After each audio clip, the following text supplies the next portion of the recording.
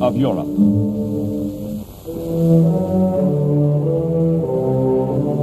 The Russian Navy, the Black Sea Fleet. After 3 years of defeat and defense, ships and sailors of the Union of Soviet Socialist Republics prepare for the offensive. In the great ports of the Black Sea, in Odessa, in Sevastopol, invading Germans sit entrenched, holding the Crimea in talons of steel. But the year is 1944, and the high tide of Nazi conquest is ebbing. The Red Army is driving into the Crimean Peninsula from the north, as the Red Navy brings in more troops to fall on the flanks of the desperate Germans.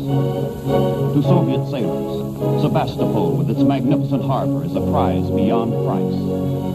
And they mean to get it back at any price.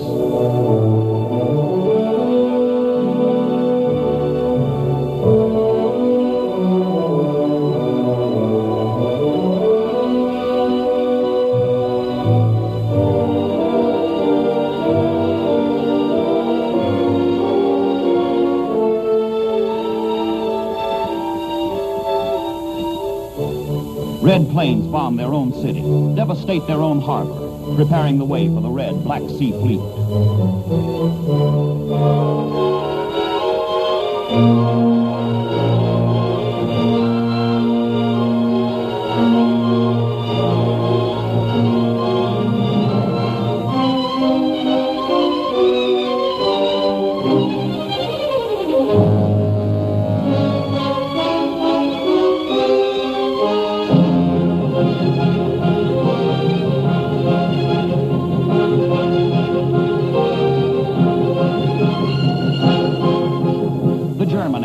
Throws all it has available against the Russian ships.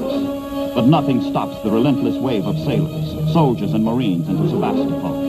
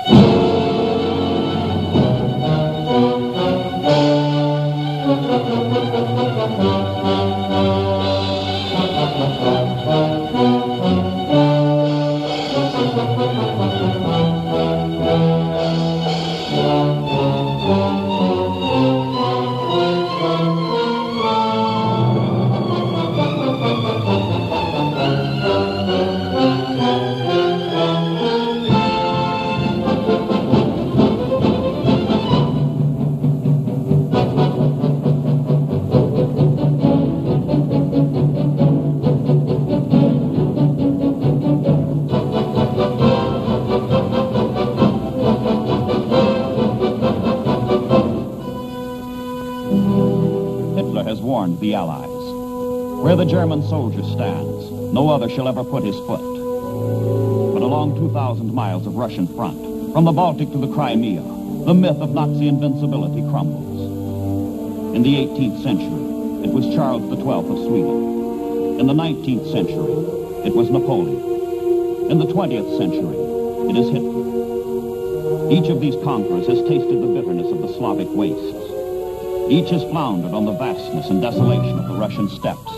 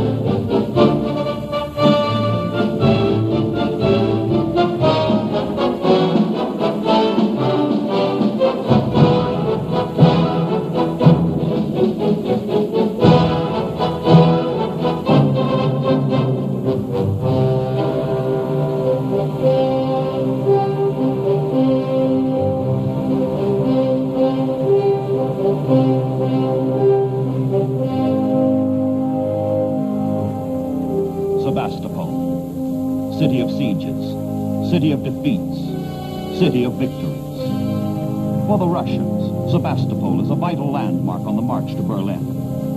For the Germans, the loss of Sevastopol means retreat, disaster.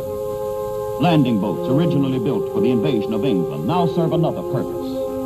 A German evacuation. A German Dunkirk in the Black Sea.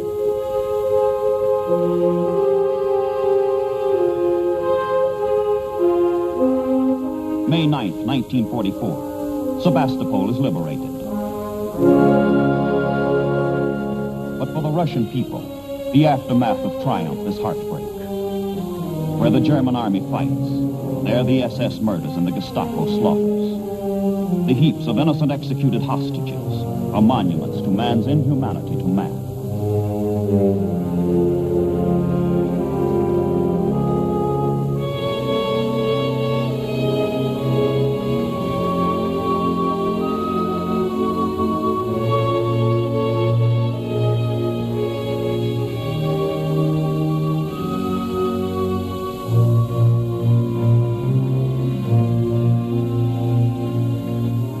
The Germans came as supermen.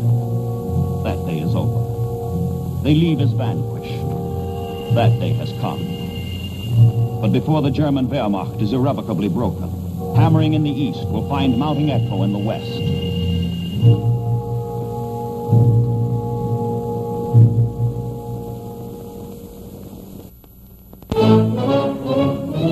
And in the west, Germany begins to drown in the flood tide of Allied might. In the hard-won harbor of Naples, at Palermo, Corsica, Sardinia, the ships and men gather for the invasion of southern France. Operation Anvil. Ships by the hundreds, men by the thousands, will inundate the rear and flank of the Germans, who are struggling to contain the Allies on the Normandy beachhead, established 2 months earlier.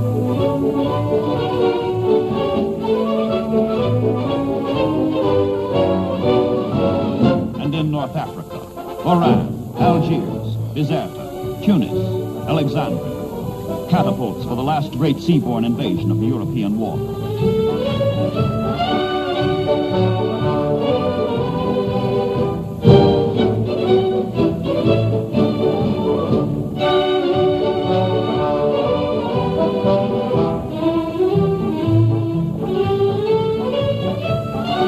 800 ships will carry the liberators to the beaches on the far Mediterranean shore.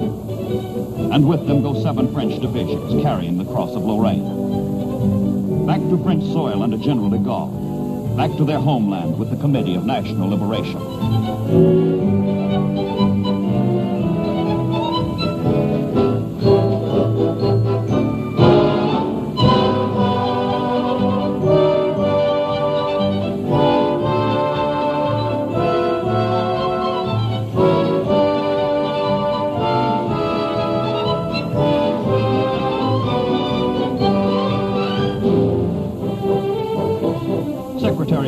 'Forrestal confers with Admiral Hewitt, commander of Allied naval forces, as the Armada sails unhindered from Islam to Christendom toward the French Riviera, the Côte d'Azur.